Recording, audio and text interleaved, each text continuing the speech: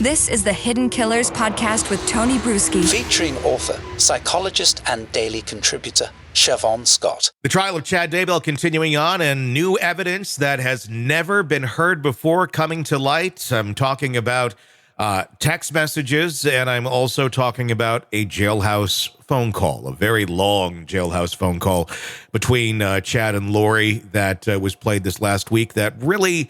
in my opinion, if there was already the nails in the casket for Chad, and I'm not trying to, be silly, this is like pouring concrete on top of it, because it's just so messed up. Shavaun Scott, psychotherapist and author, joining me to discuss.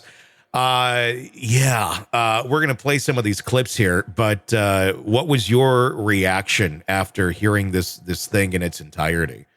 I keep thinking that I can't be shocked, that everything we've heard in this case so far, we're going to hear it again. But this new stuff, particularly the taped phone call, was, my jaw was dropping again. The bizarreness of the synergy when you put these two people together, it built and built and built, and they were just incredibly dangerous. And for context here, before we play it, it's not just a phone call between two people kind of conspiring using code words. They are using code words, but it sounds like an HGTV show. They're talking about contractors and the blueprint and their missions and all of this. But they're referring to, when they're texting somebody, they're talking about texting Lori's dead brother, Alex Cox. So they're literally talking about texting a ghost. And on the other side, he's supposedly helping them, but he's not doing his job quite right. And Lori's getting frustrated, and he's, it's messed up. Let's take a listen. This is one of those pieces of the phone call talking about, there's only a 3% chance of trouble. At least that's what the ghost said. Let's listen. It was good to talk. I hadn't texted him in a while. So he would still answer all my questions in the same way, you think, if I texted him? I think you ought to write down some questions for him and maybe even mail them off and see what happens.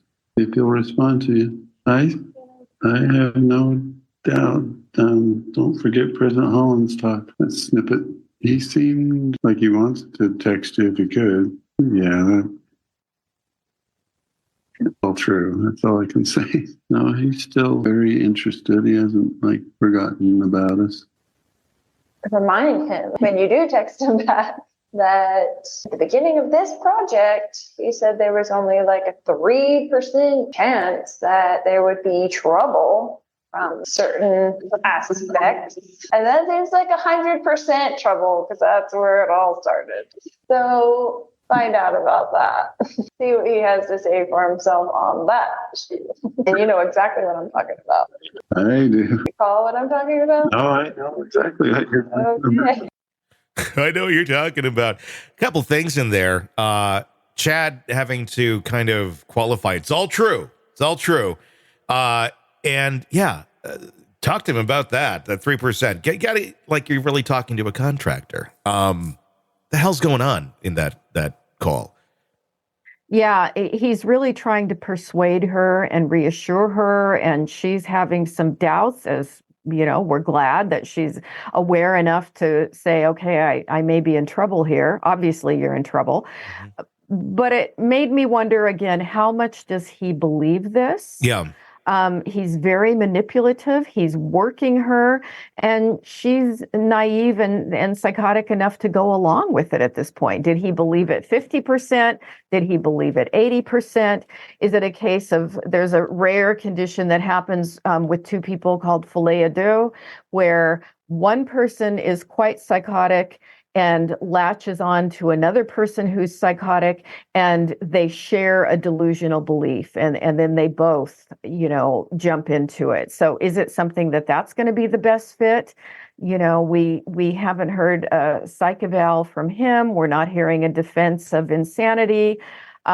He certainly does not present as psychotic, where Lori did present as psychotic. Mm-hmm. So it's absolutely shocking.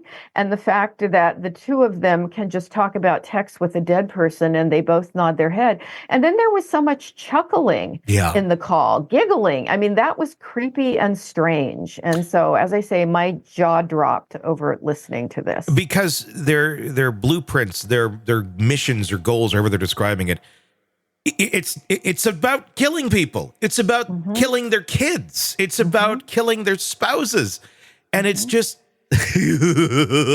exactly like, what is going? But I guess if you're trying to understand how they're doing this, they don't believe those people are human anymore, or at least Lori doesn't. And I don't know if Chad does or not. I'm trying to figure out that end of this. If he's just like, I'm saying, do whatever I need to do to get her.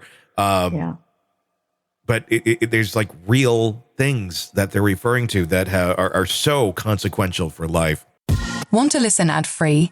Want advanced access to all of our interviews before anyone else? Become a True Crime Today Premium Plus subscriber on Apple Podcasts. You get every episode commercial free. So you can binge on true crime until you can binge no more. Search True Crime Today Premium Plus on Apple Podcasts now, or go to our podcast page and sign up now. More of the Hidden Killers podcast next.